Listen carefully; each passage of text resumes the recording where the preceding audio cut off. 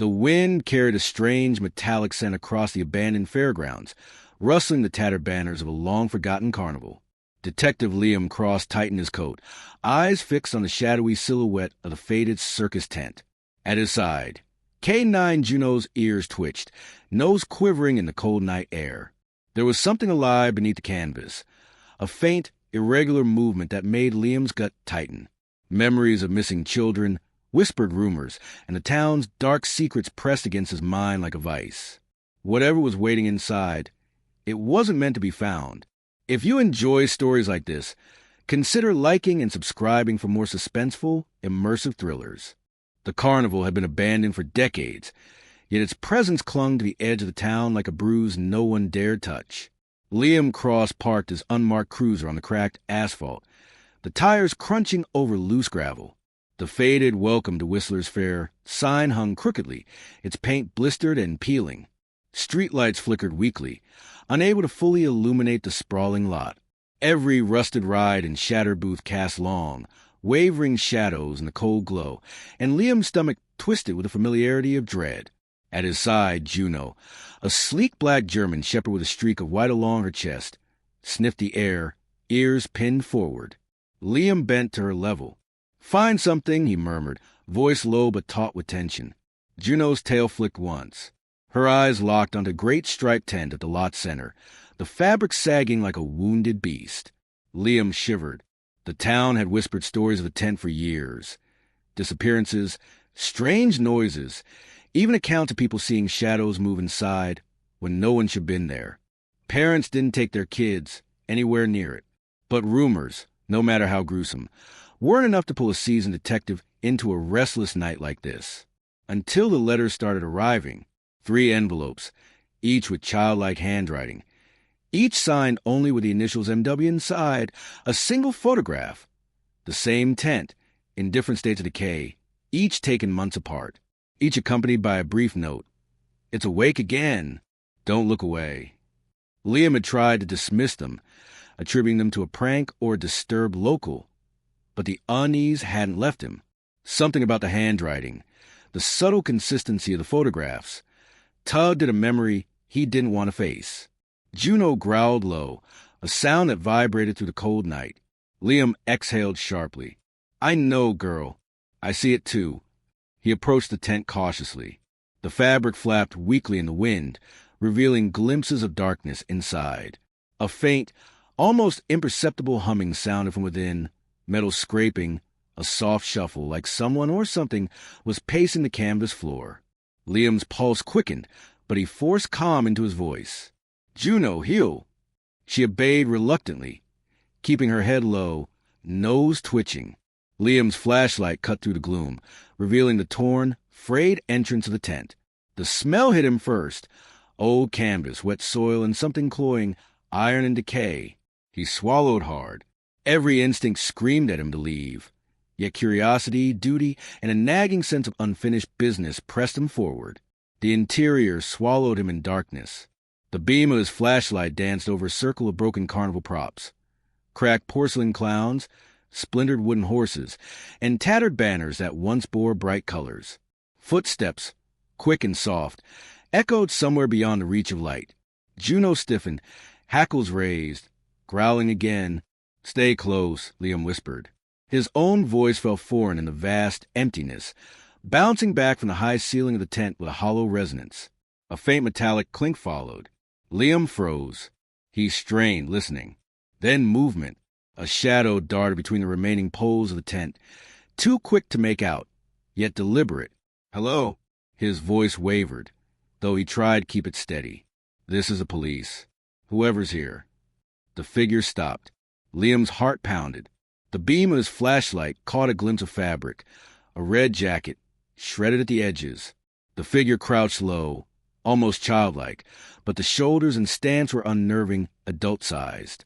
Juno growled violently, stepping forward. The figure bolted. Liam lunged, his boot catching on a broken wooden plank, sending him sprawling. Pain shot up his shoulder, but adrenaline pushed him forward. Juno tore past him, barking, a dark blur against the shadows. He scrambled up, following. The tent seemed to stretch longer than it should, winding corridors of poles and canvas folding in impossible angles. Each step brought a new wave of smells, sour and metallic, and whispers that didn't belong, fleeting just out of comprehension. Then Liam heard it, a child's voice, soft, terrified. "Help me." He froze. His blood ran cold. The carnival had always been the source of whispers, but this was alive, immediate, real, and close. "Juno, there!" He pointed toward a narrow slit in the back of the tent, a passage barely wider than a man. The growls had stopped. The whispers continued, faint but clear now. Broken words, fragmented pleas, and a final chilling phrase. "Don't trust him." Liam's stomach lurched. "Who's there? Show yourself." The child, or whatever was there, paused, then disappeared deeper into the darkness. Liam's flashlight flickered.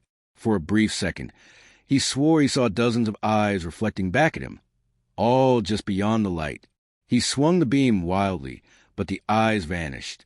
He cursed under his breath. The letters, the tent, the rumors, they all converge here. Someone had been hiding in this carnival, playing a game decades in the making, and now it was escalating. "Juno, keep close." No wandering.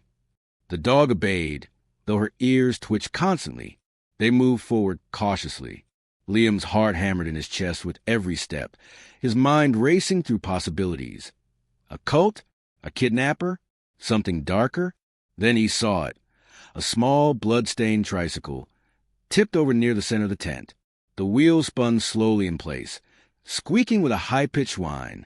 A doll, head cracked and eyes staring blankly, lay beside it. Liam felt bile rise. The whispers grew louder. Juno's hackles shot up again. Liam's flashlight fell on the canvas walls. Faded graffiti, symbols he didn't recognize, scrawled in what looked like dried blood. Some of the letters were childlike, some adult, a pattern he realized, though he couldn't decipher it yet. He moved forward. The passage of time seemed to stretch. The shadows elongated unnaturally, the whispers looping around him like a chorus he couldn't escape. A rustling behind a pile of wreckage drew his attention. He shone the light there. Nothing. Then a hand shot out from the shadows, grabbing him by the shoulder. He spun around, fists up. It was Juno, tail wagging cautiously, eyes alert. "Damn it, girl," Liam muttered, heart still racing. The beam of the flashlight caught movement again, this time slower, deliberate. A figure stepped out from behind a torn banner. Adult, male, dressed in a costume stitched from carnival fabrics. Half clown, half ringmaster, with a painted smile that didn't reach his eyes. His gaze was fixed on Liam. "You shouldn't have come here," the man said softly, calmly, menacingly. "Not yet." Liam's mind raced. "Who are you? Where are the kids?" The man tilted his head, a smile lingering. Some truths are safer buried, but some things demand to be seen. Before Liam could react, the man vanished into the folds of the tent. The whispers escalated into a chaotic hum, a symphony of fear, as if the carnival itself were alive. Liam's blood ran cold. Juno barked, straining toward the direction the man had gone. Liam took a deep breath. He knew this night was just the beginning. Whatever had taken root in the carnival tent, whatever had haunted the town for decades, was awake and watching him. He steadied himself. One thing was clear. He couldn't turn back now. The shadows of the tent pressed him from all sides, alive with whispers, and Liam stepped deeper into the dark. The air inside the tent was thicker now, heavy with the scent of decay, sweat, and something else, something metallic and faintly sweet that made Liam's stomach churn. Every step he took echoed off the canvas walls, a distorted rhythm that felt almost alive, almost sentient.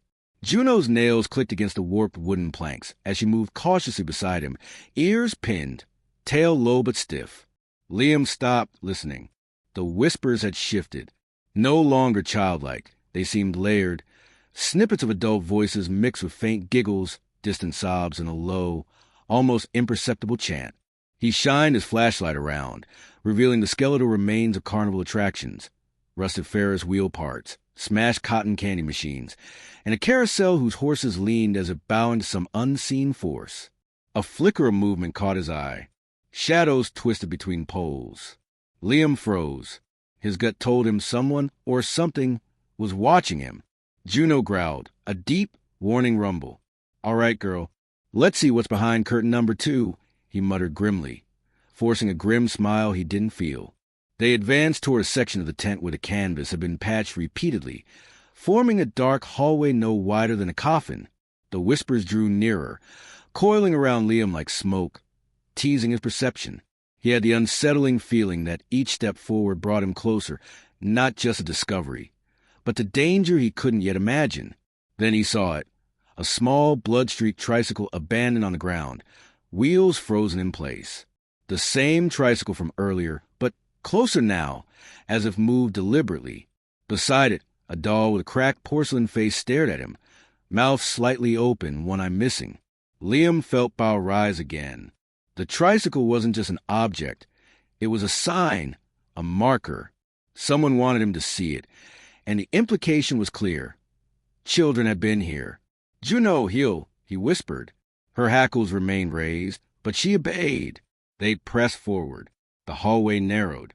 Canvas scraped against Liam's shoulders, and the whispering grew louder, forming patterns he couldn't interpret, but instinctively felt as warnings.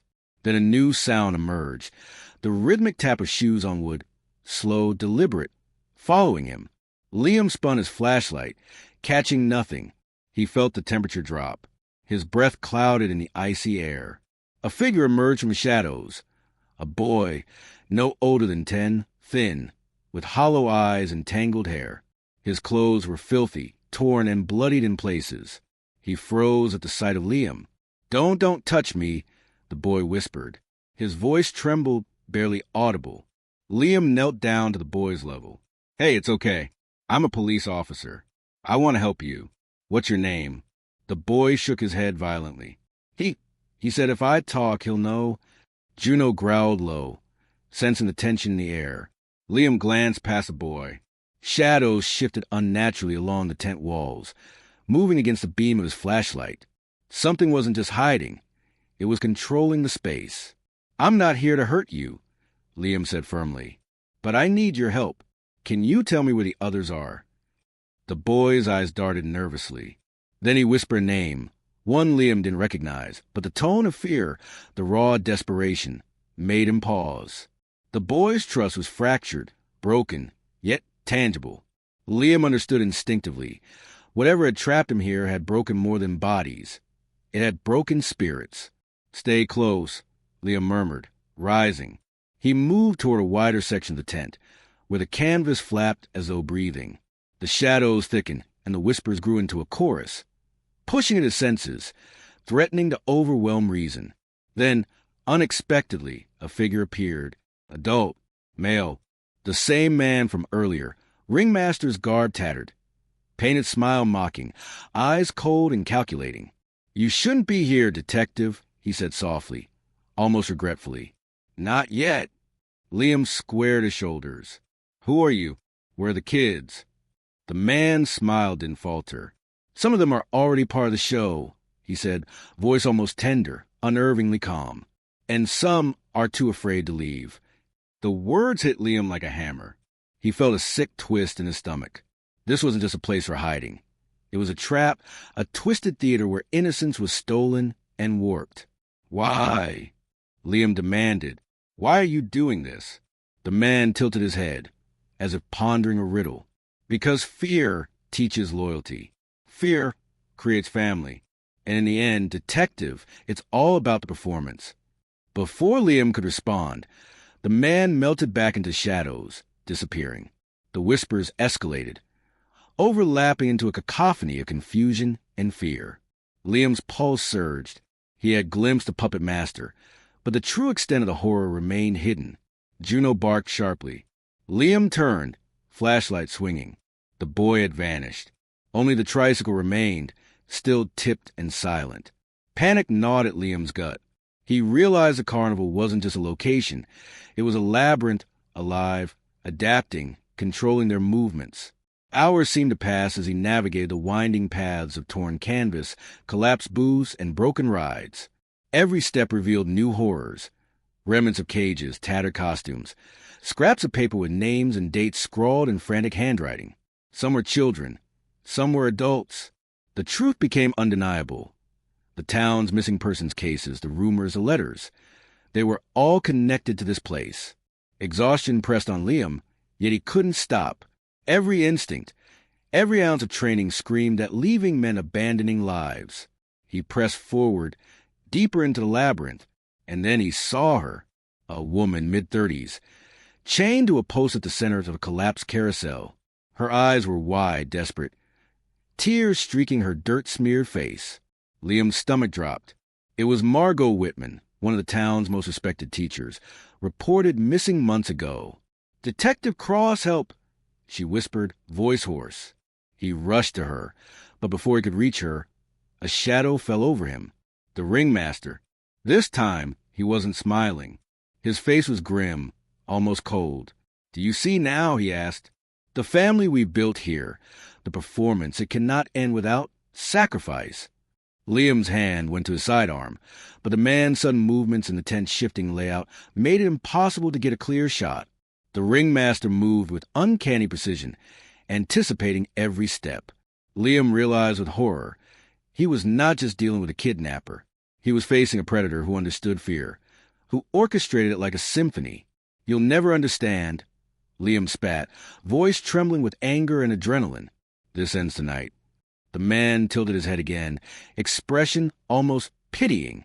"It already began long ago. You're too late, detective. Always too late." Then a sound from the shadows, a scraping, dragging noise. Liam turned and his heart stopped. A figure he thought was an ally, Detective Harper, his partner, long thought missing, stood there, but his eyes, they were different, cold, distant. "Harper." Liam's voice cracked. What happened to you?" Harper smiled faintly, not the smile of a friend, but a collaborator. "He showed me the truth," Harper whispered. "The real order things. You don't get it, Liam. You never did." Betrayal cut deeper than fear. Liam felt the weight of years of trust crumble in a heartbeat. Harper stepped closer to the ringmaster, aligning himself with the nightmare that had haunted their town. "You," Liam hissed, barely holding himself together. "You were supposed to help." "I am helping," Harper said, voice calm, almost reverent. "By bringing you here, you understand now. Fear, obedience, legacy. It's the only way." Liam's chest tightened. The labyrinth of the carnival closed around him. The boy's earlier warning echoed in his mind. Don't trust him. He had known it, but hope had blinded him. Now the reality was undeniable. Harper had become part of the horror. Juno barked, straining forward, teeth bared, growling at the collusion of predator and traitor. Liam clenched his fists. Adrenaline surged. The rescue was no longer just about saving the missing.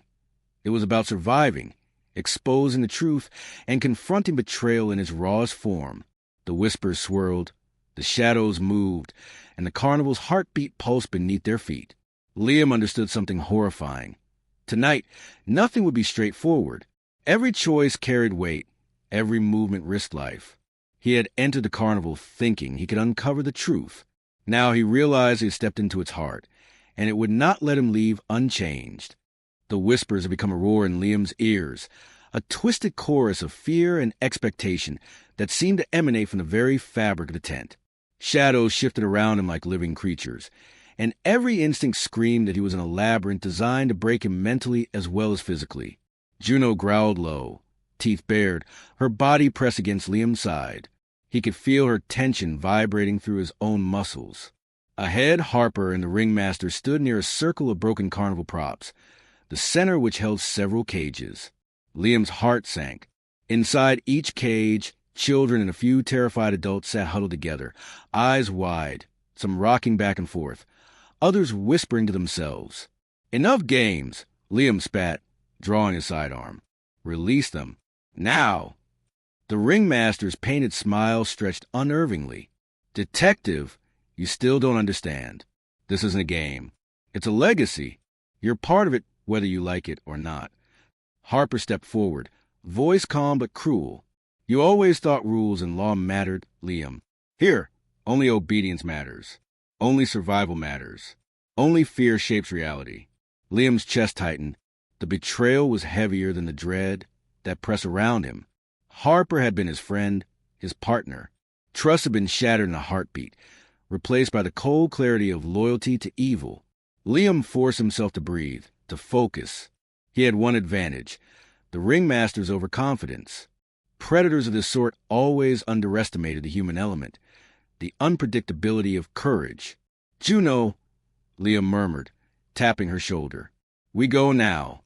Keep them safe." The dog's eyes glinted, understanding the weight of the moment. She stepped forward, low growl resonating, ready to defend. The ringmaster laughed softly, the sound echoing unnaturally through the tent. "You think you can save them all? How noble, how tragically human." Liam's mind raced. He had to create a distraction, separate the ringmaster and Harper, and reach the cages before anyone else got hurt. His gaze landed on the carousel, broken, unstable, but still functional enough. A plan formed, risky as it was. "Harper," Liam barked, throwing a loose wooden plank with precision. Harper flinched, giving Liam a fraction of a second. Juno lunged at Harper, teeth snapping, forcing him back. Liam sprinted toward the carousel, grabbing a frayed rope. With a desperate heave, he sent it wrapping around one of the central posts, then yanked, toppling a part of the carousel onto Harper. The collision was heavy enough to stagger him, not deadly, but buying Liam time. The ringmaster's eyes narrowed. Clever detective, but cleverness only delays the inevitable. He lunged at Liam, cape and tattered coat flaring. Liam dodged instinctively, firing 2 warning shots into the air. The ringmaster didn't falter, moving with almost inhuman speed. Liam realized with horror. The man's obsession with control had honed him into a predator of terrifying efficiency. "Juno, now!" Liam barked. The dog darted to the nearest cage, snapping the lock with trained precision. The first child scrambled out, tears streaking his dirt-smeared face. Liam helped the boy to his feet. Others followed as the ringmaster, and Harper's attention remained fixed on Liam. It became a frantic ballet of chaos and courage. Liam and Juno moved through the center of the tent, releasing cages while dodging shadows, the ringmaster's swift strikes, and Harper's regained composure. Every moment was a test of nerve, every decision a gamble with lives. Then the ringmaster spoke, voice low but resonant. "You think saving them will end this?" "Fear doesn't die. Fear follows. Fear teaches." Liam didn't respond. Instead, he acted, moving with precise efficiency born from years of training and desperation. Finally, the last cage opened, and the survivors huddled together, sobbing, shaking, but alive. Harper tried to strike again, but Liam met him with everything he had: body, mind, will. The scuffle sent Harper crashing into a pile of debris. Juno pinned him, growling ferociously, giving Liam the opening to tackle him into a corner. The ringmaster, seeing his allies subdued, realized his control slipping. His painted smile faltered, eyes widening in a fleeting, human panic. Liam, adrenaline coursing, seized a moment, firing a precise shot into the tent support beam. The structure groaned and shifted, dust and torn canvas filling the air. The ringmaster staggered back, momentarily distracted, and Liam lunged. He didn't have time for mercy. With a desperate shove, he sent the man sprawling into the shadows of the collapsing tent. The floor beneath him buckled, and for a moment, Liam thought the ringmaster might escape. But the weakened support gave way, and the man vanished beneath the canvas and rubble with a final, strangled cry. Silence followed, thick and heavy, punctuated only by the ragged breaths of survivors and the low whine of the wind through the torn tent. Liam sank to his knees, chest heaving, staring at the trembling forms around him. Is it over?" one of the children whispered, voice barely audible. "For now," Liam said, voice hoarse. "But we'll make sure no one else gets trapped here again." Harper groaned under Juno's weight, his face twisted in rage and shame. Liam cuffed him, dragging him toward the makeshift exit, understanding that justice would be served. But the emotional scars, the betrayal, the fear would linger much longer. Outside, the early morning sun began to pierce the fog over the carnival grounds. Liam helped the last survivors out of the tent. The town's quiet streets, normally mundane, now felt surreal after the night of horror. Children clutched survivors, neighbors stared, and the air was thick with disbelief. The authorities would investigate. News crews would swarm. But Liam knew the deeper truth. The ringmaster, the labyrinth of fear, it wasn't just a crime scene. It was a wound in the town's psyche. And wounds as deep took more than justice to heal. He crouched beside one of the children, brushing dirt from her hair. "You're safe now," he murmured. She nodded silently, too exhausted to speak, eyes wide but trusting. Juno rested her head on Liam's knee, tail wagging faintly. He reached down, scratching behind her ears. "Good girl," he said softly. "We did it." But even as relief washed over him, Liam felt a quiet ache. The betrayal by Harper, the cruelty of the ringmaster, the innocence lost, these were scars that would never fade. And yet in the faces of those he saved, he saw flickers of resilience. Tiny sparks that maybe, just maybe, could overcome the shadow the carnival had cast. As the sun climbed higher, Liam allowed himself a long breath. He turned to look at the ruins of the tent, the remnants of a nightmare now scattered in the morning light. The carnival, once alive with fear, had finally fallen silent. And in that silence, Liam felt the weight of what it meant to fight for justice, for trust, for life itself. Sometimes victory wasn't loud. Sometimes it was quiet, fragile, and painfully human. He rose, shoulders aching, heart heavy, and led the survivors towards safety. Behind him, Juno stayed alert, ever vigilant. Liam knew the town would heal slowly, the memory of the carnival etched into every street, every home. But for now, the worst had ended, and sometimes that was enough.